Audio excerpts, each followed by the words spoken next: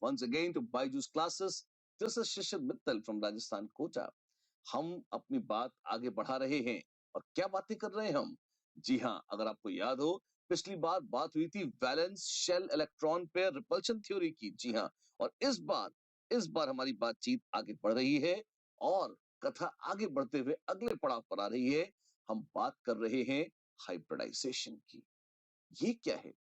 ये एक मजेदार शब्द है जिसका मतलब होता है मिक्स करके एक हो जाना। दो अलग अलग तरह की मिक्स चीजें मिक्स हो जाएं और वो इस तरह से मर्ज हो जाए, फ्यूज हो जाए और कंबाइन करके कोई नई चीज बना दें। ये है हाइब्रिडाइजेशन। पर ये एग्जैक्टली है क्या? हमारे लिए इसका महत्व क्या है, क्या काम है? आइए इन सबको देखते हैं। आ, आगे बढ़ते हैं। कैसे? हमारे पास मान लीजिए मीथेन का जो मॉलिक्यूल है हम उसकी बात करें।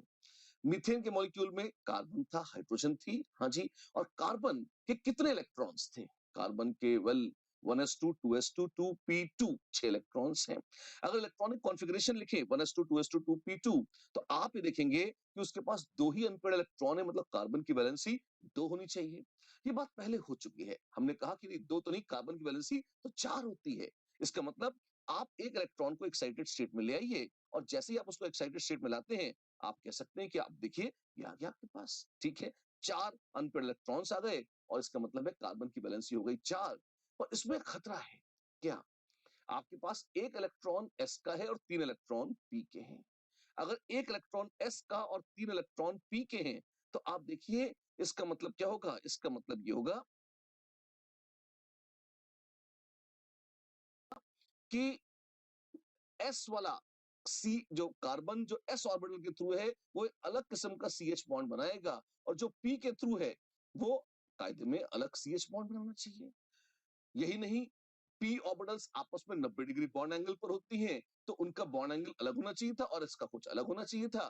तो अलग अलग किस्म के बॉन्ड्स एग्जिस्ट करने चाहिए थे मीथेन में। अरे लेकिन जब एक्सपेरिमेंट्स करे वैज्ञानिक ने तो वैज्ञानिकों ने पाया कि कार्बन के C H H H H चारों सी एच बॉन्ड्स एग्जैक्टली हूबहू एक जैसे हैं। चारों एक जैसे हैं, जी हाँ, चारों सी एच बॉन्ड्स एक जैसे हैं। और ये चारों सी एच बॉन्ड्स आपस में एग्जैक्टली आइडेंटिकल बॉन्ड एंगल्स पर भी है और H C H bond angle पाया गया 109.5 डिग्रीज। वो 90 डिग्री नहीं है ना। तो ये कैसे हो गया? ऐसा लग रहा था जैसे कार्बन ने जो चार बॉन्ड्स बनाए हैं, ऑब्वियस सी बात है चार अलग अलग ऑर्बिटल्स के थ्रू बॉन्ड बनाए होंगे, वो चारों ऑर्बिटल हूबहू एक जैसी हैं। अरे लेकिन एक एस और दो तीन तो पी थी, एक जैसी कैसे हो गई? एस अलग होती है, पी अलग होती है। हाँ, होनी चाहिए थी हमारे कैलकुलेशन के हिसाब से। लेकिन जब सचमुच में प्रकृति में बॉन्ड्स देखे गए तो वो एक जैसे थे। ये कैसे हो गया? इस समस्या को रिजॉल्व करने के लिए एक नया कंसेप्ट इंट्रोड्यूस किया गया जिसका नाम है हाइब्रिडाइजेशन। ये क्या है? यहां पर एक बार फिर हम आपको ले चलते हैं वैलेंस बॉन्ड थ्योरी की ओर। वो प्यारी वैलेंस बॉन्ड थ्योरी, वैसे तो आपने इसकी लिमिटेशंस वगैरह देख ही रखी हैं, पर इसमें आप देखिए वैलेंस बॉन्ड थ्योरी के तहत ही हमने हमने मतलब जो इसके प्रोपोनेंट्स थे कौन? अ, महान लिनस पॉलिंग और स्लेटर, इन्होंने एक नया कंसेप्ट इंट्रोड्यूस किया वैलेंस बॉन्ड थ्योरी में और इस कंसेप्ट का नाम था हाइब्रिडाइजेशन। है क्या? हाइब्रिडाइजेशन एक इमेजिनरी कॉन्सेप्ट है, एक हाइपोथेटिकल कॉन्सेप्ट है। अच्छा, तो ये सचमुच में नहीं होता। सचमुच में किसी ने देखा नहीं है, आंखों से इलेक्ट्रॉन या ऑर्बिटल तो दिखते नहीं है, लेकिन हाँ उसका असर महसूस होता है। तो इन्होंने कहा कि भैया देखो एस और पी अलग अलग होने चाहिए थे हमारे कागज पर कैलकुलेशन के हिसाब से, और जब सचमुच का मॉलिक्यूल देखते हैं तो चारों एक जैसे हैं। इसका मतलब कुछ तो हुआ है कि एस और पी मिलकर हम रहे ना हम, तुम रहे ना तुम, और कुछ नया बन गए हैं। क्या है? तो उन्होंने कहा वो मिक्स होकर हाइब्रिड ऑर्बिटल बनाते हैं। ध्यान रखना, उन्होंने एक काल्पनिक कॉन्सेप्ट इंट्रोड्यूस किया कि अगर बॉन्ड्स बनना चाहते हैं, अगर बॉन्ड्स बना रहे हैं एटम, तो उनको बॉन्ड्स बनाने के दौरान कोई एस ऑर्बिटल का है, कोई पी ऑर्बिटल है, कोई डी ऑर्बिटल है, तो एस और पी और डी अलग अलग किस्म के ऑर्बिटल्स हैं। तो ये पहले थे, अकेला एटम था तो एसपीडी में अलग अलग थे, पर जब ये दूसरे एटम्स के साथ जुड़ते हैं, जब ये बॉन्ड्स बनाते हैं, तो कुछ ऐसा होता है कि सिमेट्री बनाने के लालच में बॉन्ड सारे एक जैसे करने के लालच में कुछ ऐसा चमत्कार घटित होता है कि सारे बॉन्ड्स हूबहू एक जैसे हो जाते हैं, सारी ऑर्बिटल्स हूबहू एक जैसी हो जाती हैं। अरे ऑर्बिटल्स कैसे बदल जाएंगी? वो मिक्स हो जाती है, वो मिक्स होकर कुछ नई चीज बना देती है, जिसको नाम दिया गया किसका? हाइब्रिड ऑर्बिटल्स का। और ये प्रोसेस कहलाई hybridisation. What is hybridization? Hybridization is an imaginary process which involves mixing of atomic orbitals of a given atom. Mixing of atomic orbitals of a given atom before it combines with other atoms to form bonds. एक atom दूसरों से bond बनाए, उसके पहले उसके ही orbitals अगर आपस में मिक्स होकर कुछ करे, इस तरह की एक्टिविटी करे, तो वो चीज, वो प्रोसेस कहलाती है हाइब्रिडाइजेशन। ये इस तरह की एक्टिविटी क्या है वो भी सुनिए। उसके दो तीन पॉइंट्स हैं, एक सेंटेंस में बहुत लंबा हो जाता है, इसलिए टुकड़े टुकड़े तोड़ के तीन चार सेंटेंस में बोल रहे हैं। पहली बात तो ये कि नंबर ऑफ ऑर्बिटल्स जो मिक्स हो रही हैं, कंबाइन हो रही हैं, it is exactly same as the number of hybrid orbitals produced. तो अगर दो ऑर्बिटल्स मिक्स हो रही हैं तो दो हाइब्रिड ऑर्बिटल बनेंगी, अगर तीन मिक्स हो रही है तो तीन हाइब्रिड ऑर्बिटल बनेंगी। ऐसे एक और चीज, क्या कोई भी कैसे भी मिक्स हो सकता है? नहीं। The orbitals which undergo mixing और कॉम्बिनेशन और हाइब्रिडाइजेशन मस्ट हैव सेम और नियरली सेम एनर्जी। पॉइंट्स अब तक देखे हैं कौन कौन से हैं? पहली बात, एक ही एटम के होने चाहिए, जी हाँ। सेकंड, जिन ऑर्बिटल्स की मिक्सिंग हो रही है दे मस्ट हैव सेम और nearly same energy, right. Third, the number of orbitals जो मिक्स हो रहे हैं it is same as the number of hybrid orbitals produced, ठीक है। एक चीज और है, मिक्सिंग के पहले वो अलग अलग थे, कोई एस था, कोई पी था, कोई डी भी था। मिक्सिंग के बाद वो हूबहू एक जैसे हैं। All the hybrid orbitals have same shape and energy. All the hybrid orbitals have same shape and energy. और भी कुछ है, और भी दो तीन पॉइंट्स बताऊंगा, और पहले एक छोटे से प्रश्न का जवाब दीजिए। हमने कहा था सेम या नियरली सेम एनर्जी, तो कितना सेम कितना नियरली सेम? क्या 1s और 2s मिक्स हो सकते हैं? नहीं। प्रिंसिपल क्वांटम नंबर अलग कर दिया और तो गैप ज्यादा हो जाता है, मिक्सिंग नहीं होती है।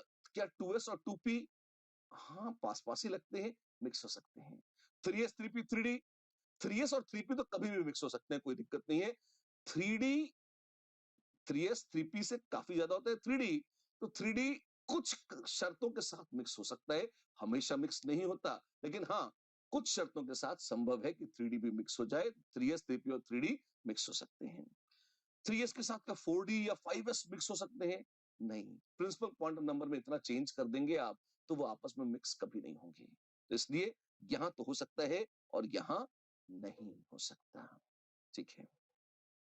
एक चीज और जैसे मैं कह रहा था, number of orbitals which undergo hybridization is equal to the number of hybrid orbitals thus produced, ठीक है। शेप कैसा है हाइब्रिड ऑर्बिटल्स का? आप देखिए, यहां पे ध्यान से देखिएगा, एस ऑर्बिटल ऊपर और नीचे एक जैसी है, पी ऑर्बिटल का आकार तो कम से कम ऊपर और नीचे एक जैसा है। The same is not true for hybrid orbitals. सही शेप लगभग ऐसा होता है हाइब्रिड ऑर्बिटल्स का, इस तरह का।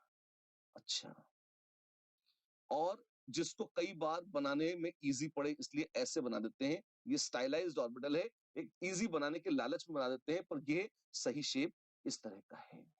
अच्छा, अजीब है, हाँ जी।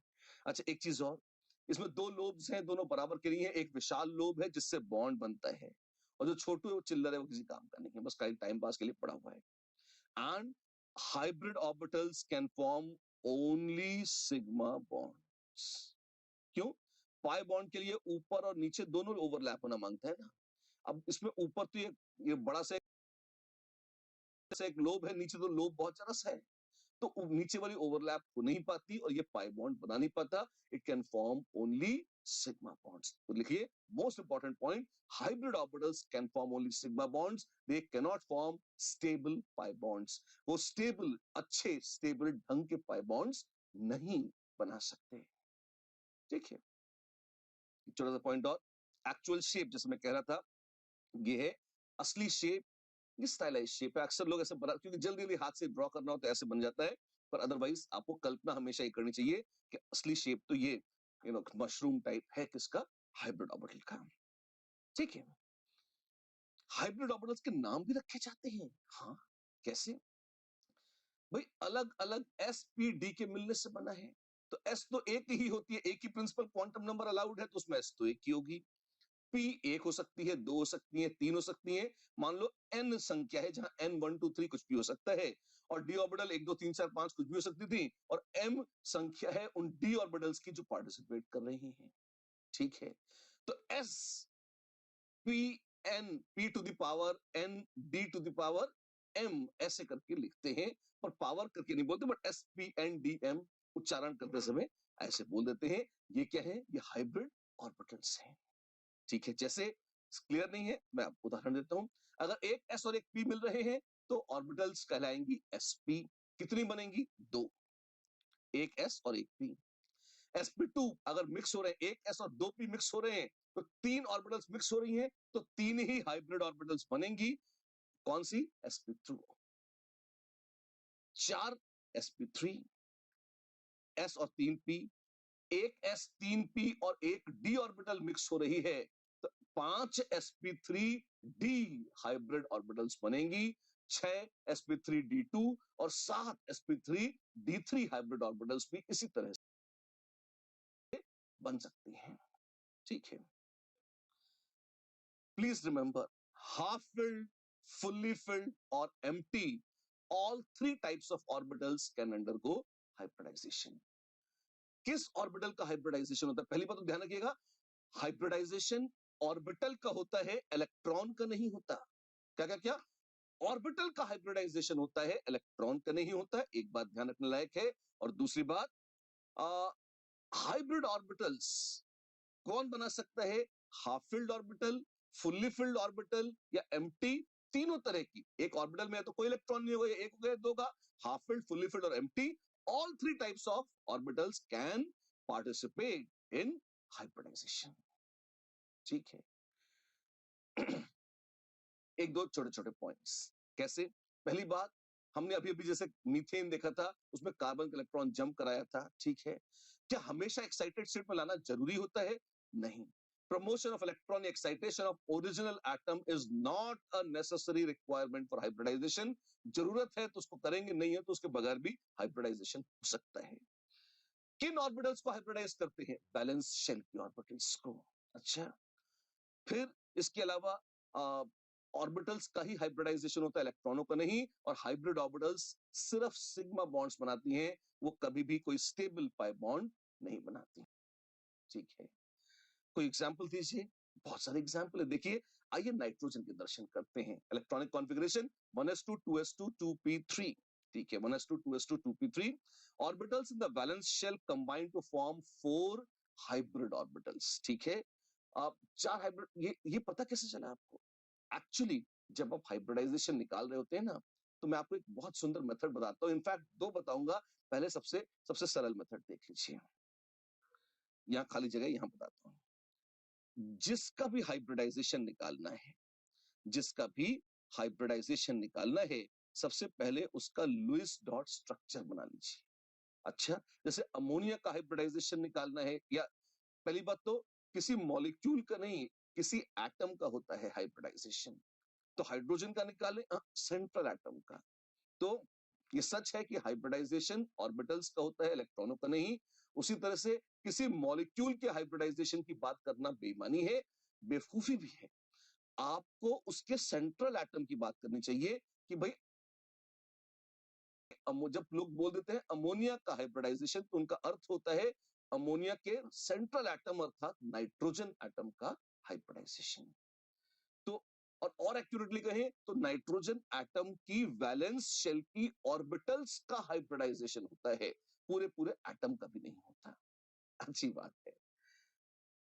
एक होते हैं नंबर ऑफ सिग्मा बॉन्ड्स, एक होते हैं number of lone pair of electrons. ठीक है। ये कर लीजिए फॉर एनी एटम या फॉर सेंट्रल एटम। इससे आ जाएगा, ये आ जाएगा, एक संख्या आ जाएगी जिसको हम बोलते हैं steric number, steric number of central atom. तो lone pair plus sigma bond, ये तो बड़ा आसान है। एल एस लोकसभा, हाँ जी, तो यह लोन पेयर से एल, सिग्मा बॉन्ड का S, L S lone pair और सिग्मा बॉन्ड जोड़ लीजिए, आ जाएगा स्टेरिक नंबर। ठीक है, इससे क्या मिलेगा? और ये तो बहुत आसान काम है। अगर स्टेरिक नंबर, अगर स्टेरिक नंबर है 2 तो हाइब्रिडाइजेशन होगा sp, अगर वो है 3 तो हो जाएगा sp2, अगर स्टेरिक नंबर है 4 तो हो जाएगा sp3, 5 में हो जाएगा sp3d, 6 में हो जाएगा sp3d2 और 7 में हो जाएगा sp3d3। कैसे कैसे कैसे करते चले आ रहे हो? बहुत आसान है। sp जोड़ो, कितने ऑर्बिटल है? एक s और एक p, टोटल 2 है, स्टेरिक नंबर 2 है तो sp। sp2 में कितने ऑर्बिटल हैं? एक s और 2 p, टोटल कितने? 3 ऑर्बिटल्स हैं, तो स्टेरिक नंबर भी 3। sp3 एक s और 3 p, कितने ऑर्बिटल हुए? 4, टोटल 4 ऑर्बिटल हैं, तो स्टेरिक नंबर भी है कितना? 4। sp3d एक s 3 p 1 d, 5 ऑर्बिटल है टोटल, तो स्टेरिक नंबर भी कितना है? 5। ऐसे ही 6 ऑर्बिटल्स हैं sp3d2, तो स्टेरिक नंबर 6, 7 ऑर्बिटल्स हैं sp3d3, तो स्टेरिक नंबर है 7, और अगर 8 हो जाए sp3d4 तो स्टेरिक नंबर भी हो जाएगा 8। अच्छा, और तो इससे मतलब समझ में नहीं आ रहा, इसमें कोई बहुत मुश्किल काम नहीं है। फिर से बता रहा हूं, पूरा रिपीट नहीं करूंगा, तो सिंपल कॉमन सेंस चीज है, पर आप लुईस डॉट स्ट्रक्चर बनाइए। हाँ जी, लुईस डॉट स्ट्रक्चर से देखिए कि सेंट्रल एटम पे कितने सिग्मा बॉन्ड्स हैं और कितने लोन पेयर हैं, उनको जोड़ दीजिए, और अगर लोन पेयर ना हो तो जीरो हो जाएंगे, कोई बात नहीं है।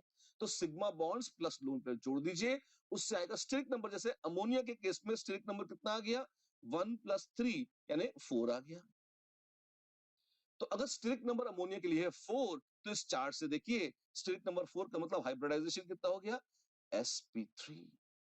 अच्छा, और इसीलिए जब हम ये डब्बा डायग्राम या बॉक्स डायग्राम बनाते हैं इलेक्ट्रॉनिक कॉन्फ़िगरेशन का, तो मुझे अब ये पहले से पता है कि इसका हाइब्रिडाइजेशन sp3 है। एक s और 3 p को मिक्स करना होगा, तो एक s और 3 p में मैंने ये लगाया गोला और हाइब्रिडाइजेशन लिख दिया sp3। अच्छा, ऐसे? जी हाँ, तो जरूर एक एस और 2 पी मिले होंगे या 3 पी, बिल्कुल ये sp3 है। कम मिक्स क्यों नहीं किया? क्योंकि हमें पता था कि sp3 से ही चलेगा काम, तो हमने sp3 बना दिया। एक खास बात और ध्यान रखिएगा, सिर्फ ss या pp ओवरलैप होती, उससे ज्यादा स्ट्रांग होती है कौन सी? हाइब्रिड ऑर्बिटल्स की ओवरलैप। तो hybrid orbitals always form bonds which are stronger as compared to simply unhybrid orbitals का ओवरलैप। बिल्कुल, तो प्योर एटॉमिक ऑर्बिटल से बेहतर बॉन्ड्स बनाते हैं कौन? Hybrid orbitals. अच्छी बात है। एक शब्द और आता है, बहुत चर्चा होती है, बहुत आसान सा शब्द है, परसेंटेज एस कैरेक्टर। ये क्या है? टोटल ऑर्बिटल्स जितनी आपके पास है उसमें से कितने परसेंट एस ऑर्बिटल्स हैं। अच्छा, जैसे जितनी एस ऑर्बिटल है वो ले लीजिए, डिवाइडेड बाय एस और पी जो है वो जोड़ लीजिए टोटल, तो आ जाएगा परसेंटेज एस कैरेक्टर। जैसे अगर आपके पास एसपी था, तो एसपी में क्या है?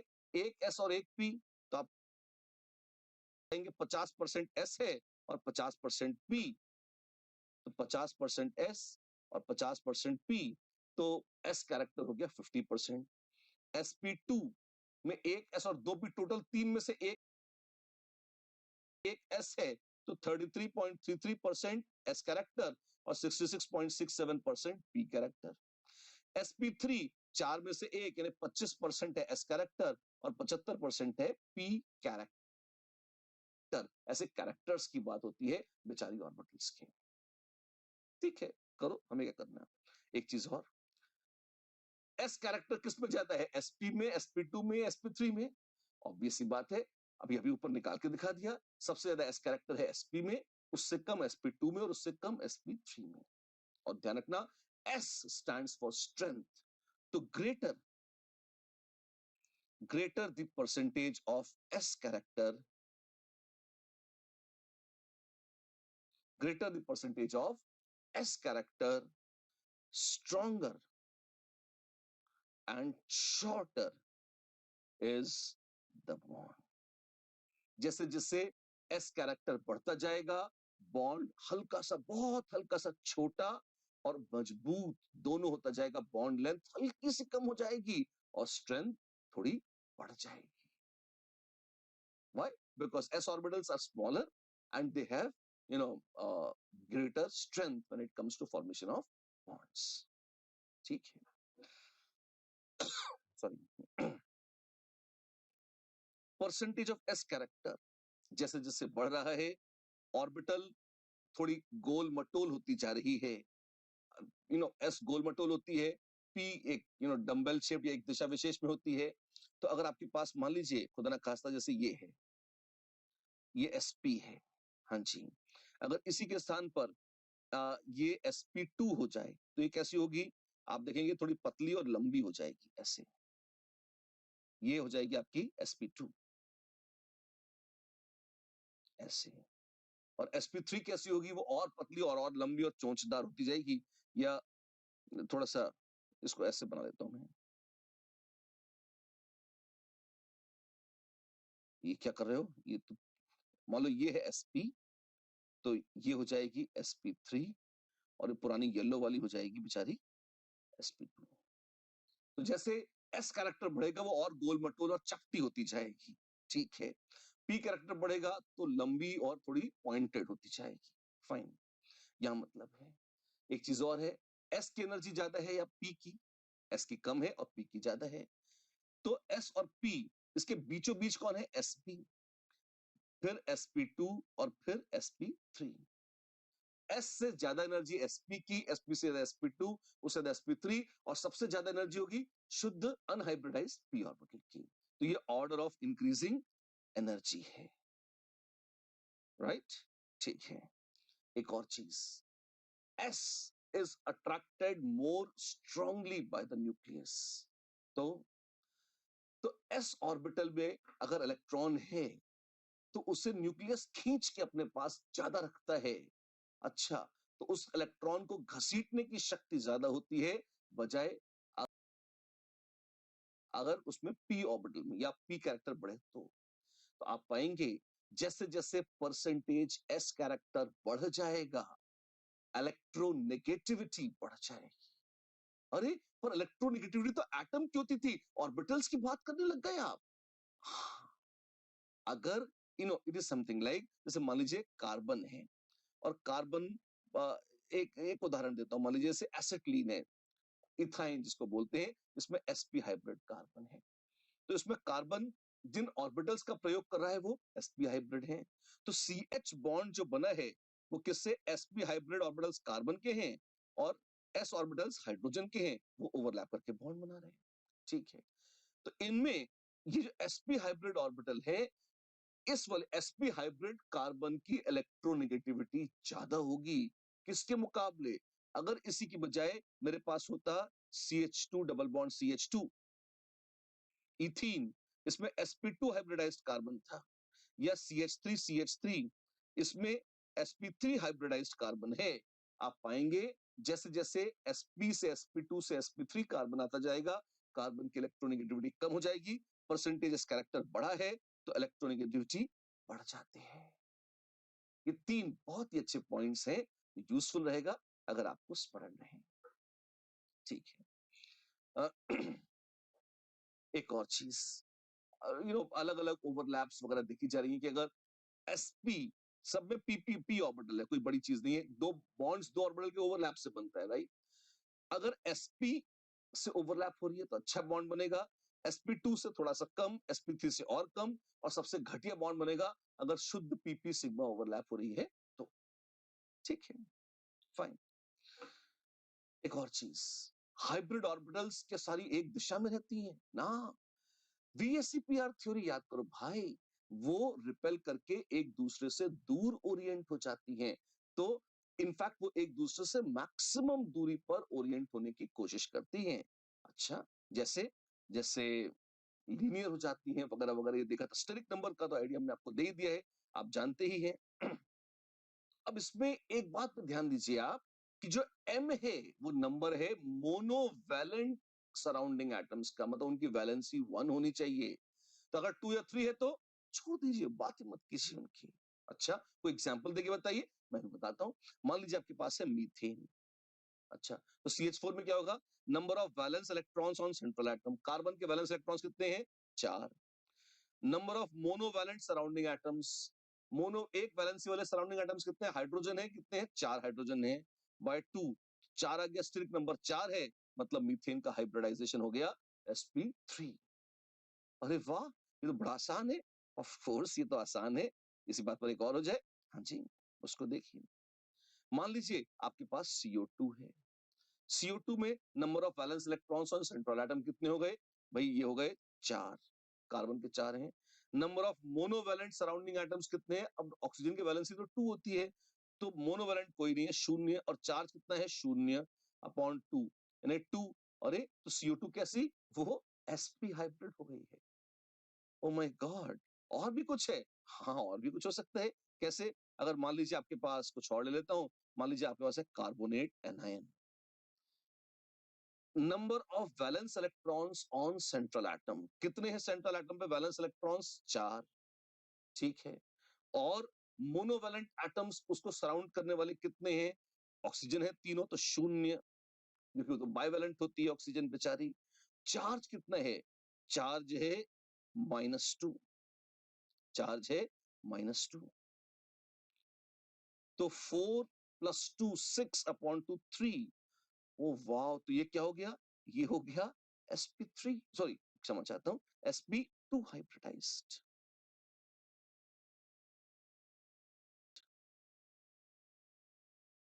ये तो अद्भुत है। हाँ, अच्छा है। किसी और एडवेंचर को ट्राई करें, हाँ क्यों नहीं। मान लीजिए अगर आपके पास है, डू यू लव ओजोन? हाँ, तो ओजोन देखते हैं। O3 में क्या होगा? Valence electron on central atom कितने हैं? 6। मोनोवैलेंट सराउंडिंग एटम्स ऑक्सीजन के हैं 0। चार्ज कितना है? 0 अपॉन 2, 3। वाह, तो ये क्या है? sp2 है। हाँ हाँ, ये तो बहुत प्यार से हाइब्रिडाइजेशन, स्टेरिक नंबर निकला है, और आप स्टेरिक नंबर से तुरंत निकाल सकते हैं हाइब्रिडाइजेशन। आसान है, शानदार है। That's a great trick. Yes, that is a great trick. एक दो और कर लीजिए। मान लीजिए आपके पास है ICl3 या XeF5 माइनस, करके देखते हैं। आयोडीन 7 + 7 + 7 + 7 28 है valence electrons, plus number of monovalent surrounding atoms. ठीक है। Number of, sorry, central atom पे वैलेंस इलेक्ट्रॉन चाहिए थे, सारे जोड़ लिए, वो गड़बड़ है। सेंट्रल एटम में कितने वैलेंस इलेक्ट्रॉन है? 7। मोनोवैलेंट सराउंडिंग एटम्स है 3। चार्ज कितना है? 0/2, 5। 5 का मतलब sp3 डिहाइब्रिडाइजेशन। क्या ये सही है? ऑफ कोर्स ये सही है। अच्छा, और XeF5 माइनस, फिर से गिन लीजिए। 8 वैलेंस इलेक्ट्रॉन्स हैं, 5 मोनोवैलेंट एटम्स हैं, चार्ज सराउंडिंग -1 है, बाय 2 कितना हो जाएगा? ये हो जाएगा 7 sp3 d3 हाइब्रिडाइजेशन। फैसिनेटिंग, धड़ाधड़ हाइब्रिडाइजेशन निकल रहे हैं इससे तो। जी हाँ, शानदार है, बहुत ही शानदार है। पर एक वार्निंग है, सिंगल सेंट्रल एटम के लिए ही चलेगा ये। आप C60 कार्बन फुटबॉल का हाइब्रिडाइजेशन निकालने बैठोगे तो गड़बड़ हो जाएगी, नहीं निकलेगा। या इसकी बजाय आप, नो, आपको लगा DNA हेलिक्स में नाइट्रोजन का अपन निकाल लें, या इस तरीके से आप नहीं काम कर पाओगे। जाइंट मॉलिक्यूल्स नहीं, जिनमें एक ही सेंट्रल एटम है, उनको आप ऐसे सही सही सॉल्व कर सकते हो। कैटायन नहीं लिया आपने कोई, तो कैटायन लेके बता देते हैं हम आपको। कैटायन ClO3+ पसंद है आपको? हाँ हाँ, वो अच्छा लगता है, तो आइए ClO3+ और एक बार XeF5+, ये दो स्पीशीज ले लेते हैं। XeF5+ थोड़ा सा स्टाइलिश लग रहा है, और ClO3+, दोनों को देखिए। सेंट्रल एटम बैलेंस इलेक्ट्रॉन है 7। मोनोवैलेंट सराउंडिंग एटम्स कितने हैं? 0। चार्ज कितना है? 1/2, यानी कि 3। तो sp2 हाइब्रिडाइज्ड है, ClO3+, सही है। XeF5 + 8 + 5 - 1/2, which is 8 plus 4 12/2 6। इसका मतलब sp3d2 हाइब्रिडाइज्ड है xzf5 प्लस, जो कि बिल्कुल सही है। इस तरीके से आप देखें, बहुत बहुत बहुत ही मनोरंजक है ये, और बहुत आनंद पूर्वक आप इस तरह की चीजें कैलकुलेट कर सकते हैं और इनका हिसाब किताब बचा सकते हैं, राइट। तो चलिए, हमने स्टेरिक नंबर निकालने का और उसके जरिए हाइब्रिडाइजेशन निकालने का एक बहुत बेहतरीन जुगाड़ भी देख लिया, ठीक है। अब आइए देखते हैं, हाइब्रिडाइजेशन का ज्योमेट्री से कोई संबंध है? अरे डायरेक्ट संबंध है यार, क्यों? Steric number, number of electron pairs on central atom, जो कि सिग्मा प्लस लोन पेयर पर डिपेंड करता है, और स्टेरिक नंबर से ही हाइब्रिडाइजेशन निकलता है। अभी तक तो हम वेस्पार में स्टेरिक नंबर से ज्योमेट्री निकाला करते थे। हाँ, तो बैठ गई गाड़ी, यही तो होना था, राइट। तो आइए देखते हैं, मान लीजिए अगर हमारे पास sp हाइब्रिडाइजेशन है, हाँ जी, तो स्टेरिक नंबर कितना है? 2, और स्टेरिक नंबर 2 के साथ ज्योमेट्री क्या थी? लीनियर। अच्छा, ऑर्बिटल्स कौन कौन सी थी? एक s थी, और p में px py pz जो चाहे वो ले लीजिए, ठीक है। ट्रायगोनल प्लेनार के लिए स्टेरिक नंबर था 3, और 3 के साथ हाइब्रिडाइजेशन है sp2, तो sp2 हाइब्रिडाइजेशन के साथ ज्योमेट्री जुड़ी है ट्रायगोनल प्लेनार। वाओ, s के साथ px py pz में से कोई भी दो ले लीजिए और आपके पास ट्रायगोनल प्लेनार ज्योमेट्री आ जाएगी। थर्ड देखिए, थर्ड पॉसिबिलिटी है, अगर स्टेरिक नंबर 4 आ जाए। स्टेरिक नंबर 4 के साथ हम पहले देख चुके हैं, ज्योमेट्री जुड़ी थी टेट्राहेड्रल, ठीक है, और ज्योमेट्री टेट्राहेड्रल के साथ अब हाइब्रिडाइजेशन कितना हो जाएगा?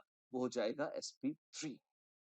ध्यान रखना, इसमें 4 प्लस 0, 3 प्लस 1, 2 प्लस 2 तीनों केसेस शामिल हैं, यानी कि टेट्राहेड्रल, ट्रायगोनल प्लेनार और वी शेप, एंगुलर या बेंड, जो तीनों केसेस थे, हाइब्रिडाइजेशन तीनों का वही रहेगा। कौन सा? sp3। एग्जांपल्स बहुत सारे हैं, देखिए, जैसे H2O या NH2 माइनस, इस तरह के हैं। px py pz और s, ये चारों ऑर्बिटल्स उसमें पार्टिसिपेट करते हैं। ग्रेट। कुछ और भी है? हाँ हाँ, अभी तो आधी पिक्चर हुई है, आधी बाकी है। अगर स्टेरिक नंबर 5 है, sp3d हाइब्रिडाइजेशन है, और उसके साथ ज्योमेट्री हम देख चुके हैं, वो थी ट्रायगोनल बाइपिरामिडल। ट्रायगोनल बाइपिरामिडल में s तीनों p तो ही, d ऑर्बिटल कौन सी है? z एक्सिस वाली, तो dz² ऑर्बिटल उसमें पार्टिसिपेट करते हैं। ऐसे ही अगर sp3d2 हाइब्रिडाइजेशन है, ऑक्टाहेड्रल ज्योमेट्री उसके साथ अब हम जोड़ सकते हैं, क्योंकि दोनों का ही स्टेरिक नंबर जो था वो था 6। कौन से डी ऑर्बिटल है? s और 3p तो है, 5 में से कौन से दो डी ऑर्बिटल्स दिए हैं जो अलोंग द एक्सिस हैं? कौन से? dx² माइनस y² और dz²। ग्रेट। और अगर हाइब्रिडाइजेशन है sp3d3, ठीक है, ज्योमेट्री कौन सी होगी? ज्योमेट्री है पेंटागोनल बाइपिरामिडल, और इन दोनों के लिए स्टेरिक नंबर था कितना? 7, और पेंटागोनल बाइपिरामिडल में s और तीनों p तो है ही, तीन डी ऑर्बिटल्स कौन सी हैं? dxy, dx² माइनस y² और dz²। ये तीन ऑर्बिटल्स उसमें शामिल हैं। ये आइडिया, ये चार्ट आपको बिल्कुल हृदयस्थ होना चाहिए। ये वैसे तो कॉमन सेंस पर बेस्ड है, और फिर भी आपको ये लर्न करके प्रॉपर चकाचक रेडी रखना है, राइट। एक एक करके चाहे तो विस्तार से देख सकते हैं। आप देखें, जस्ट एक रिकैप है, जो हम फटाफट बोल गए थे उसको रिकैप कर लीजिए। ऑल्दो कोई बहुत नई चीज नहीं है, चीज वही है, और एक बार देख लेंगे तो फिर से देखेंगे तो अच्छा लगेगा। sp कितनी होती है? दो sp हाइब्रिड ऑर्बिटल्स होती हैं, और एक s और एक p के कॉम्बिनेशन से बनती हैं। लीनियर 180 डिग्री बॉन्ड एंगल, और कोई एग्जाम्पल है? हाँ हाँ, BeCl2 को देखिए। Beryllium 1s2 2s2, unpaired electron नहीं था, अपने एक्साइटेड स्टेट में लाया, और अब देखिए एक अनपेड इलेक्ट्रॉन, नहीं सॉरी, दो दो अनपेड इलेक्ट्रॉन बन गए। फिर एक s का एक p का है, तो बॉन्ड्स अलग अलग ना बन जाए, इसलिए आपने मिक्स करा, आपने उनका हाइब्रिडाइजेशन कराया, और इस तरह से आपके पास दो sp हाइब्रिड ऑर्बिटल्स बन गए, जिनका ऑर्बिटल ओवरलैप डायग्राम आप देख सकते हैं। और इसके साथ ही हम बना लेते हैं BeCl2, ठीक है। अगर sp2 हाइब्रिडाइजेशन था तो कोई एग्जांपल है? बहुत सारे हैं, जैसे pf3, उसमें क्या है, एक s और दो p मिलते हैं तो बनाते हैं 3 sp2 हाइब्रिड ऑर्बिटल्स। ठीक है, बॉन्ड एंगल कितना है? 120 डिग्री, ज्योमेट्री है ट्रायगोनल प्लेनार। कोई एग्जांपल bf3 में देखिए, बोरॉन 1s2 2s2 2p1, एक ही अनपेड इलेक्ट्रॉन है, एक्साइटेड स्टेट में लाइए, 3 अनपेड इलेक्ट्रॉन आ जाएंगे। हमको पता है अगर sp2 हाइब्रिडाइजेशन कराना है तो एक s और दोनों p को मिक्स करना पड़ेगा, तो इनकी मिक्सिंग हो जाएगी और 3 sp2 हाइब्रिड ऑर्बिटल्स बनेंगे और वो बनाएंगे pf3। कैसे? ऑर्बिटल ओवरलैप डायग्राम तो आप देख ही रहे हैं, राइट? चलिए, sp3 की माया देखिए, ये भी मजेदार है। एक s और 3 p मिल रहे हैं, 4 sp3 हाइब्रिड ऑर्बिटल्स बन रही हैं। HCH या सेंट्रल एटम के साथ बॉन्डिंग होता है 109.5 degrees. Wow, geometry is based on a tetrahedron, इसलिए ज्योमेट्री कहलाती है टेट्राहेड्रल। सबसे मशहूर एग्जांपल अभी देखा था मीथेन का, carbon 1s2 2s2 2p2, valency दो नहीं हो सकती तो एक्साइटेड स्टेट में लाओ, ले आए साहब, चार चार अनपेड इलेक्ट्रॉन आ गए, बिल्कुल s और p अलग अलग है, हाँ जी, तो मिक्स कर दो, हाइब्रिडाइजेशन होगा sp3। ठीक है, आप देखें वो 4 sp3 हाइब्रिड ऑर्बिटल्स आपको बकायदा दिख रही है, बकायदा यहाँ पे, और वो HHHH के साथ ओवरलैप करके 4 बिल्कुल एक जैसे, हूबहू एक जैसे CH बॉन्ड्स बना रही है, और ज्योमेट्री क्या थी? Tetrahedral, right? ठीक है, अब डी ऑर्बिटल्स आ जाए तो डी ऑर्बिटल्स भी बड़ी मनोरंजक हैं, थोड़ी विलनस हैं। देखिए, अगर 3s और 3p की बात करें तो ठीक है, एनर्जी आसपास है, 4s और 4p की आसपास है, विच इज फाइन। लेकिन अगर आप 3d की बात करते हैं तो डू यू रिमेंबर वो आउबॉस प्रिंसिपल में आपने देखा था 3s के ऊपर था 3p और काफी ऊपर था 3d, इनफैक्ट उसके नीचे ही 4s था। तो 4s और अगर आप ऊपर देखेंगे 4p, उनके कहीं बीच में आता है 3d, तो 3d is actually closer to 4s and 4p। तो हाइब्रिडाइजेशन जो है, अगर आप देखिए तो 3d आराम से मिल सकता है 4s और 4p से। हाँ जी, तो बहुत अजीब है, पर उसका धर्म तो था 3s 3p के साथ 3d 3 3 3, अच्छा लग रहा है। Actually this mixing in a neutral atom seems to be a lot easier as compared to mixing here. हाँ जी, सच तो ये है 3s और 3p के साथ भी 3d मिक्स होता हुआ पाया जाता है, और 3d की मिक्सिंग 4s और 4p के साथ भी संभव होती है, क्योंकि वो त्रिशंकु की तरह बीच में झूल रहा है। अलग अलग कंडीशंस में होता है, कैसे? आइए देखेंगे हम। sp3 डिहाइब्रिडाइजेशन का एक बहुत सुंदर उदाहरण है PCl5। क्या हो रहा है PCl5 में? फास्फोरस की इलेक्ट्रॉनिक कॉन्फ़िगरेशन देखिए, नियॉन के बाद 3s2 3p3, इस तरह से।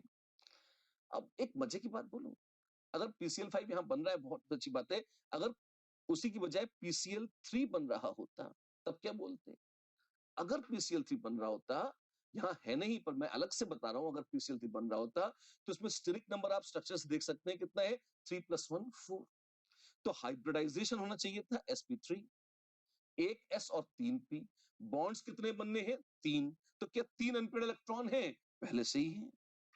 तो क्या करें? किसी एक्साइटेशन की जरूरत नहीं थी, डायरेक्ट गोला बनाओ, कहो ये मिक्स हो गया और बन गए 4 sp3 हाइब्रिड ऑर्बिटल्स, जिसमें एक में लोन पेयर है और 3 में अनपेड इलेक्ट्रॉन है। जिनमें अनपेड इलेक्ट्रॉन है उन्होंने HHH के साथ बॉन्ड बना लीजिए और खूबसूरती से, Cl के साथ बॉन्ड बना लिए और खूबसूरती से बन गया PCl3 मॉलिक्यूल। तो वो भी एक तरीका था PCl3 को एक्सप्लेन करने का। वाओ, तो एक्साइटेशन जरूरी नहीं है ना, excitation is not necessary, if it is required we do it, otherwise it is not obligatory. यहां पे क्या हो रहा है? यहां पर हम PCl5 बनाना चाहते हैं। PCl5 में क्या है? 5-5 बॉन्ड बनने हैं, तो हमें 5 अनपेड इलेक्ट्रॉन चाहिए। हाय, क्या करें?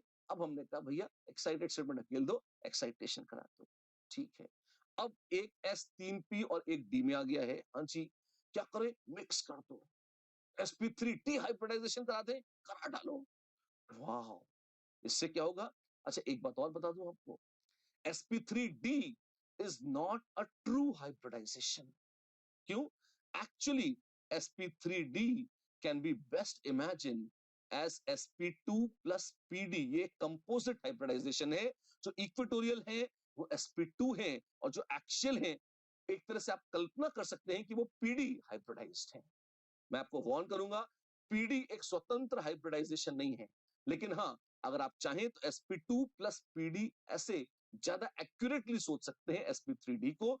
ऑल्दो हमने कहा था कि all the hybrid orbitals have same shape and energy, पर इसीलिए हम कह रहे हैं कि ट्रू हाइब्रिडाइजेशन नहीं है sp3d। उसमें दो तरह की है, एक sp2 जैसी और एक pd जैसी। एंड एक्शियल बॉन्ड्स आपको याद होंगे, हमने कहा था axial bonds are longer and weaker. क्यों? उनमें 0% एस कैरेक्टर है। एस कैरेक्टर खत्म हुआ, स्ट्रेंथ खत्म हो गई या कम हो गई, बॉन्ड लंबा हो गया, वीक हो गया। sp2 टाइप में कम से कम 33.33% एस कैरेक्टर है, फिर भी कुछ स्ट्रेंथ है और बॉन्ड शॉर्टर और स्ट्रॉन्गर है। ध्यान रखने वाली बात है, बहुत इंपॉर्टेंट बात है sp3d हाइब्रिडाइजेशन की। देखिए आपके लिए यहां प्रस्तुत है, राइट? ठीक है। ट्रायगोनल बाइपिरामिडल ज्योमेट्री में मुझे उम्मीद है आप भूले नहीं होंगे टॉप और बॉटम वाले किनको, एक्शियल को और हॉरिजॉन्टल प्लेन में तीन आते हैं उन इक्वेटोरियल को। इक्वेटोरियल वाले sp2ish थे, तो आप देखिए बॉन्ड एंगल भी उनका वही है 120 डिग्री। पीडी लीनियर टाइप था और उसका बॉन्ड एंगल भी वही है, कितना? 180 डिग्री, जो लीनियर ज्योमेट्री के साथ जुड़ा हुआ रहता है। तो अमीन वही सुंदर बातें हैं जो हम आपको बता चुके हैं। एक और याद दिला दूं आपको, बेंड्स रूल बताया था हमने आपको। अगर एक से अलग ज्यादा तरह के एटम जुड़ रहे हैं सेंट्रल एटम से, मतलब जैसे फास्फोरस के साथ सेंट्रल एटम के साथ एफ और सीएल दोनों जुड़ रहे हैं, पीसीएल5 तो पांचों सीएल है, पीएफ5 पांचों फ्लोरीन है, और कुछ फ्लोरीन कुछ क्लोरीन आ गए, अगर लोन पेयर आ गया तब क्या होगा? Lone pair, lone preferably goes to equatorial position and more electronegative atom preferably goes to axial position।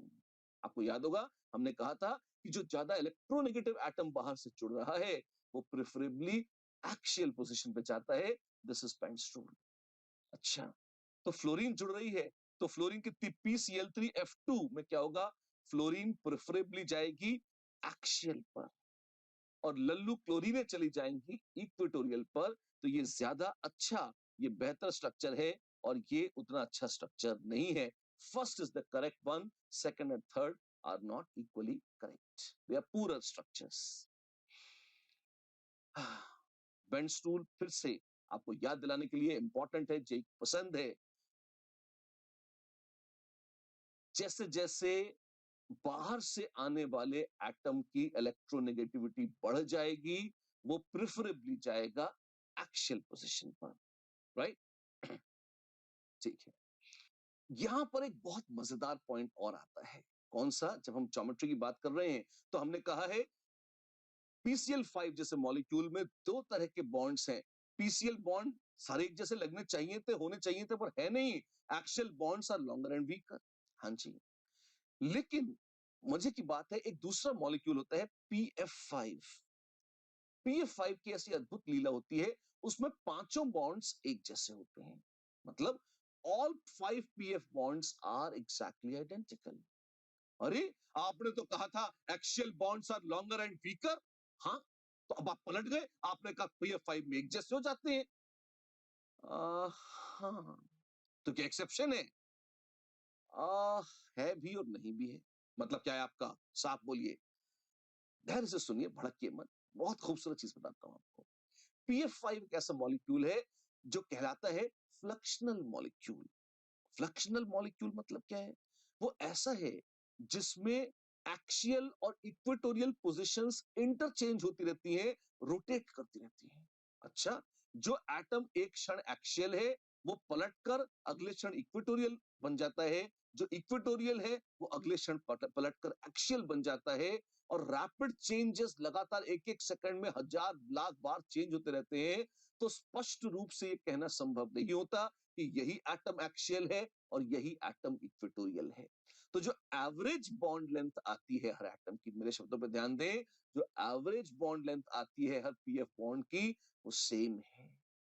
लेकिन अगर किसी एक मोमेंट पर आप उसका स्नैपशॉट लेके देखेंगे, उसका फोटोग्राफ लेके देखेंगे, उसकी इमेज को स्कैन करके देखेंगे, तो आप पाएंगे कि हाँ, उसमें भी एक्सियल बॉन्ड्स आर लॉन्गर और उस इंस्टेंट पर जो इक्वेटोरियल बॉन्ड्स है वो शॉर्टर है। तो वो जो बात हमने पहले कही थी कि ट्रायगोनल बाइपिरामिडल में axial bonds are longer and weaker, वो पीएफ5 के लिए भी सच है। पर उसमें एक वो उससे भी एक कदम आगे निकल जाता है। वो कहता है कि ठीक है, माना कि एक्सियल वाले लंबे और वीक हैं, इक्वेटोरियल वाले शॉर्ट और स्ट्रॉन्ग बॉन्ड्स हैं, पर जो एटम एक क्षण एक्सियल था, अगले ही क्षण वो रूप बदलकर इक्वेटोरियल बन जाता है, और जो इक्वेटोरियल था वो पलटकर एक्सियल बन जाता है। ऐसे कैसे? This phenomena was explained bye a scientist जिनका नाम था बेरी। तो बेरी जी ने एक फिनोमिना प्रपोज किया, उसका नाम उन्होंने बड़ा फैशनेबल सा नाम दिया, स्यूडो रोटेशन। स्यूडो झूठ मूठ का एक स्यूडो रोटेशन था जो बेरी जी ने समझाया था। इसके चलते ये बेरीज स्यूडो रोटेशन कहलाता है। मैकेनिज्म क्या था? बहुत मजेदार है। कैसा? मैं आपको समझाता हूं, आगे देखिए। और रिजल्ट पहले याद कर लीजिए। All the 5 pf bonds in pf5 appear to be equivalent, they appear to have same strength and same average bond length. Please note, अगर एक सर्टेन पीरियड ऑफ टाइम पर एवरेज निकालेंगे तब सबकी बॉन्ड लेंथ सेम प्रतीत होती है। किसी इंस्टेंट पर देखेंगे तब पता लगता है कि नहीं, इसमें भी अलग अलग है, एक्सियल बॉन्ड्स इसमें भी लॉन्गर और वीकर ही हैं। तो रैपिड एक्सचेंज जो होता है एक्सियल और इक्वेटोरियल के बीच में, वो होता कैसे है? अब इसका बहुत सुंदरता से आप देखिए, शानदार चीज है, मैं आपको समझाता हूं इसका मैकेनिज्म कैसा है। एक्चुअली होता यह है कि trigonal bipyramidal geometry coordination number 5 में या स्टेरिक नंबर 5 में थी, फाइन। एक मिलती जुलती और ज्योमेट्री होती है, कौन सी? और वो होती है स्क्वायर पिरामिडल। अच्छा, तो आप ये देखिए, जैसे ट्रायगोनल बाइपिरामिडल है, 1 2 3 4 5, और वैसे ही जैसे यहां पर स्क्वायर पिरामिड है, कैसा? 1 2 3 4 5, इस तरह से। अच्छी बात है। तो आप ये पाएंगे कि आमतौर पर, वैसे तो हमने पढ़ा था कि अगर स्टेरिक नंबर 5 होता है तो प्रिफर्ड ज्योमेट्री कौन सी होती है? Trigonal bipyramidal. स्क्वायर पिरामिड उतनी स्टेबल नहीं होती, पर वो उतनी बुरी भी नहीं होती, हल्के से एनर्जी ज्यादा होती है स्क्वायर पिरामिड की। तो आमतौर पर अगर कोई ट्रायगोनल बाइपिरामिडल बन सकता है तो वो बनता जरूर है, लेकिन ऐसा भी संभव है कि अगर कोई बड़ा मॉलिक्यूल आए या कोई दूसरा मॉलिक्यूल आए तेजी से चलता हुआ, उसे टक्कर मार दे, तो ट्रायगोनल बाइपिरामिडल अगर एक्साइटेड स्टेट में आया, अगर ये एक्साइटेड स्टेट में आया, तो ये एक्चुअली पलट के एक फटका पड़ा और ये बन गया स्क्वायर पिरामिड। कैसे? अभी तक जो मैं बोल रहा हूं वो सुने। अब सुना आपने, अब आप ये एनिमेशन देखिए जो आपके बगल में है। ट्रायगोनल बाइपिरामिड है, ये देखिए, ये स्क्वायर पिरामिड बन गया, और स्क्वायर बीच में स्क्वायर पिरामिड बना, और जब वो मुड़ता है, बहुत तेजी से जा रहा है। आप जैसे जैसे वो जा रहा है, मेरे शब्दों को नोटिस करिए। बोलने में सेंटेंस देर ज्यादा लगती है, और जब तक बोलता हूं या आधा सेंटेंस होता है तब तक वो पलटी पूरी मार जाता है। और ध्यान से मेरे साथ देखिए, टॉप और बॉटम की पोजीशन एक्सियल है, पलटी, और जो वर्टिकल यानी कि स्क्रीन के परपेंडिकुलर जो आपकी तरफ आ रहा है और स्क्रीन के जो अंदर जा रहा है, वो पलटकर एक्सियल बन जाता है। कैसे? आप देखो, हल्के से बॉन्ड एंगल्स बदलते हैं, हल्के से बॉन्ड एंगल्स बदलते हैं, और एक ट्रायगोनल बाइपिरामिडल जिसमें एक्सियल टॉप और बॉटम थे, उससे पलट कर ये मॉलिक्यूल वो बन रहा है जिसमें फ्रंट और बैक वाले एटम एक्सियल हो जाते हैं और बाकी बचे हुए 3 एटम इक्वेटोरियल प्लेन के हो जाते हैं। और इन दोनों ट्रायगोनल बाइपिरामिडल ज्योमेट्रीज में जो आपको लगातार स्विच होती हुई दिख रही हैं, बीच की ट्रांजिशन स्टेट, जिसको मैं रोक तो नहीं सकता, और अगर आप गौर फरमाएं, ध्यान से देखें, तो बीच की ट्रांजिशन स्टेट में आपको वो स्क्वायर पिरामिड होता हुआ दिख जाएगा। ध्यान से देखिए, एंजॉय करिए, शानदार मॉलिक्यूल है, खूबसूरत एनिमेशन। ये स्क्वायर पिरामिड बना, निकल गया आगे, इस तरह से ये बना बीच में। ये जब मैं कहता हूं ये बना, तो बस वो एक स्प्लिट सेकंड के लिए बनता है। अगर आप ध्यान से देखेंगे तो आपको ऐसा दिख जाएगा कि ये उसकी टिप है, और यहाँ अक्कड़ बक्कड़ बम्बे बू ऐसे 4 ग्रुप्स जुड़े हुए हैं जो कि उसको स्क्वायर पिरामिड बना रहे थे। राइट? इस तरह से खूबसूरत एग्जाम्पल है, देखने लायक है। sp3d के और भी उदाहरण है। हाँ, अगर आपको याद हो SF4, ये कौन सा था? ये था 4+1, ये था 2+3, और ये कैसा है? ये है 3+2 का उदाहरण, XeO F2, XeF2 या SF4। इनफैक्ट XeO2F2 भी होता है, वो भी 4+1 का सुंदर उदाहरण हो जाता है। अब निगाह डालते हैं sp3d2 हाइब्रिडाइजेशन की ओर। बड़ा मजेदार है ये। SF6 के उदाहरण से इसको आप देखिए। Sulphur 3s2 3p 3s2 3p4 है। 2 अनपेड इलेक्ट्रॉन थे, लेकिन हमें 6 बॉन्ड बनाने हैं, तो एक नहीं दो लोन पेयर्स को एक्साइटेड स्टेट मिलेगी। इलेक्ट्रॉन को बाहर फेंक दीजिए, इस तरह की एक्साइटेड स्टेट आ जाएगी। एक s है, 3p है और 2d है, मिला दो सबको, कर दो हाइब्रिडाइज्ड, और मिलेगा sp3d2 हाइब्रिड ऑर्बिटल। 6 ऑर्बिटल्स मिलेंगी, वो बॉन्ड बनाएंगी, शानदार 1 2 3 4 5 6 top bottom front back left right, बिल्कुल सिमेट्रिक, कोई एक्सियल इक्विटोरियल का भेद नहीं है। ऑक्टाहेड्रल में शानदार मोस्ट सिमेट्रिक खूबसूरत ज्योमेट्री मिलेगी ऑक्टाहेड्रल। सारे बॉन्ड्स आइडेंटिकल हैं, ध्यान दीजिए। इसी में अलग अलग केस कौन से आ सकते हैं? ये 5+1 का और ये 4+2 का केस है। XeOF4 which is square pyramidal and XeF4 which is square planar। एक चीज देखिए, यहां नीचे लोन पेयर है, इसके चलते हल्के से जो बाहर वाले एटम्स हैं वो ऊपर उठ गए हैं, मतलब XeF4, एक तो XeO ऊपर है, और यहां ये जो F F F F ये 4 फ्लोरीन्स हैं, ये और Xe जो सेंट्रल एटम है, ये 5 एटम एक प्लेन में नहीं है। आप गौर फरमाएं, Xe यहां नीचे लोन पेयर था, तो लोन पेयर के चलते ये F F F F हल्का सा ऊपर उठ गए हैं, और इनके प्लेन से Xe थोड़ा सा नीचे ही रह गया है। तो Xe नीचे है, F F F F हल्के से ऊपर है, क्योंकि लोन पेयर धकेल रहा है नीचे से ऐसे, और एक और वर्टिकली ऑपोजिट है, वो तो यहां है ही सही। ठीक है, दिस इज हाउ वी से दिस। एक हाथ क्वेश्चन ऐसी बात पे चलिए। The number of D pi P pi bonds between SO2 SO3 and ClO4 minus R। अच्छी बात है, सुंदर प्रश्न है। SO2 लुईस डॉट स्ट्रक्चर बनाइए, ऐसा है। sp2 हाइब्रिड है। अच्छा, SO3 इस तरह का स्ट्रक्चर है, और ये भी sp2 हाइब्रिड है, और ClO4 माइनस इस तरह का स्ट्रक्चर है, और ये कैसा है? ये sp3 हाइब्रिड है। ठीक है, एक बार बॉक्स डायग्राम बना सकते हैं जरूर। तो अगर आप SO2 का बनाएंगे, तो आप उसमें देखिए, आपके पास एक s ऑर्बिटल 3s2 और 3p4 इस तरह से थी। फाइन, एक्साइटेड स्टेट में आई, जरूरत थी उसकी आपको। एक्चुअली आपको 2 सिग्मा बॉन्ड से बनाने हैं और कुछ नहीं, तो आप अगर सिंपली इसका हाइब्रिडाइजेशन करते ऐसे ही, तो क्या हो जाएगा? सॉरी, क्षमा चाहता हूं, आपको इसमें 4 बॉन्ड्स बनाने हैं बाद में, तो आपको ऑफ कोर्स एक्साइटेशन तो कराना पड़ेगा। एक बार एक्साइटेशन करा लीजिए ऐसे। पहले जो बनाई थी वो ग्राउंड स्टेट थी, अब ये आ गई एक्साइटेड स्टेट। फाइन, sp2 ये आपकी sp2 हाइब्रिड ऑर्बिटल्स हैं। ठीक है, एक में लोन पेयर है जो यहां दिख रहा है, और ये दो जो हैं यहां पे ये वाले, ये बनाएंगे सिग्मा बॉन्ड्स। कौन से? ये वाले सिग्मा बॉन्ड्स। आप देखें, एक और एक, ये सिग्मा बॉन्ड्स।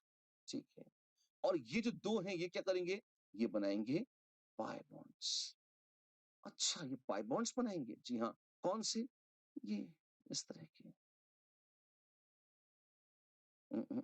सॉरी, ये एक और दूसरा पाई बॉन्ड है। ऑक्सीजन का कौन सा ऑर्बिटल यूज होगा पाई बॉन्डिंग में? एस ऑर्बिटल पाई बॉन्ड बनाती नहीं, हाँ जी, और डी ऑर्बिटल ऑक्सीजन के पास है नहीं, तो ऑक्सीजन का तो पी ऑर्बिटल ही यूज होगा। सल्फर का क्या यूज होगा? सल्फर के पास एक पी और एक डी है, तो सल्फर पी पाई भी बना सकता है, और पी पाई डी पाई भी। इनफैक्ट एक पी पाई बॉन्ड पी से और एक पाई बॉन्ड सल्फर के डी ऑर्बिटल से बनेगा। तो पूछा है डी पाई पी पाई बॉन्ड है क्या? हाँ, ये डी पाई है, और ऑक्सीजन का पी पाई है, बिल्कुल, तो इसमें तो है, बिल्कुल। और अगर SO2 में है, SO2 जैसे ही तो SO3 भी है, बस अंतर इतना है कि उसमें आ, आपके पास वैलेंसी सल्फर की 6 है, उसने 6 बॉन्ड्स बना रखे हैं, तो इसको ऐसे बॉक्स डायग्राम बना के देख सकते हैं, बिल्कुल देख सकते हैं, दिखाता हूं आपको इसमें क्या सीन रहेगा। बड़ा शानदार है, एक्साइटेड स्टेट में लाना है, आप सबको एक्साइटेड, एक बचा हुआ इलेक्ट्रॉन था उसको भी ले आइए, तो 1 2 3 4 5 6 ऐसा आ जाएगा। 6 अनपेड इलेक्ट्रॉन है ताकि 6 बॉन्ड्स बना सके। हाइब्रिडाइजेशन sp2 है, तो sp2 इसको ले लीजिए, लोन पेयर कोई नहीं है यहाँ। अब सल्फर के एक p और 2 d ऑर्बिटल्स बचे हैं, और ऑक्सीजन का भी p ऑर्बिटल ही है, तो p पाई और d पाई दोनों तरह के बॉन्ड्स बन जाएंगे। ये सल्फर के हैं, ये ऑक्सीजन के। और ध्यान रखना, सल्फर में आपस में बॉन्ड थोड़ी बनेगा, सल्फर का O के साथ बनेगा। तो क्या d पाई बॉन्ड्स इसमें हैं? जवाब है बिल्कुल है। ClO4 माइनस बहुत ही आसान है, क्यों? sp3 हाइब्रिड है, तो एक s और तीनों p खप गए हैं किसमें? सिग्मा बॉन्ड्स बनाने में। Hybrid orbitals can not form pi bonds. तो जो बचे कौन से बचे हैं? d orbitals. तो d ऑर्बिटल से ही पाई बॉन्ड बनेगा। जी हाँ, तो d पाई तो क्लोरीन की तरफ से, और ऑक्सीजन की तरफ से p पाई। तो d पाई p पाई ये है पाई बॉन्ड्स, हाँ जी हाँ हैं। तो किस में उपस्थित हैं? तीनों में हैं। कितने हैं? आइए देखते हैं। अगर आप गौर करें तो SO2 में एक था d ऑर्बिटल, एक p था, तो d pi p pi bond एक था SO2 में। SO3 में कितने हैं? दो दो d थे, तो SO3 में दो हैं d पाई p पाई। और प्लीज नोट, d पाई ये एक ऑक्सीजन का है, एक ये सल्फर या क्लोरीन का है, ऐसे। और ClO4 माइनस में क्या था? ClO4 माइनस में पाई बॉन्ड्स कितने हैं? एक, दो और तीन। और प्लीज नोट, इसमें p ऑर्बिटल क्लोरीन का किसी में नहीं है, कि क्लोरीन के तो तीनों p ऑर्बिटल सिग्मा बॉन्ड्स बना रहे हैं, तो क्लोरीन के तीनों d ऑर्बिटल्स बना रहे होंगे पाई बॉन्ड्स। अच्छा, तो अलग अलग एक एक, एक O, दूसरा O, तीसरा O अपने अपने p ऑर्बिटल्स यूज कर रहा है, तो तीन d pi p pi bonds हैं ClO4 माइनस में। तो 1 2 and 3, wow, the correct answer is Bombay B. तो बच्चे लोग, इतनी सारी बातें हुई आज, और मुझे पूरी उम्मीद है आपने इसे काफी एंजॉय किया होगा।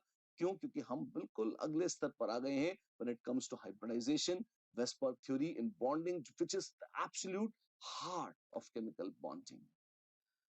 कुछ बच गया है, sp3d3 बच गया है।